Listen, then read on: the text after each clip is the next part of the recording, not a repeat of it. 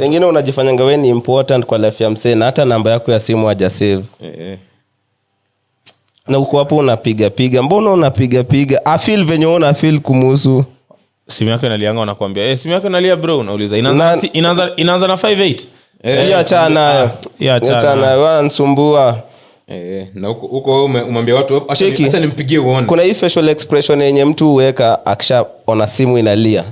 Natamani msee mwenye anakola angekuwa anaona daily. Uone vile ukicall msee. Venye akiona call yako inaingia vile uweka facial react aje. Tuko Ibiza tumekaa kwa meza ndio wameitisha sasa zimekelewa hapo juu tunaona simu yako inaingia. Mtu anageuza hivi simu alafu anairudisha anaiflip hivi.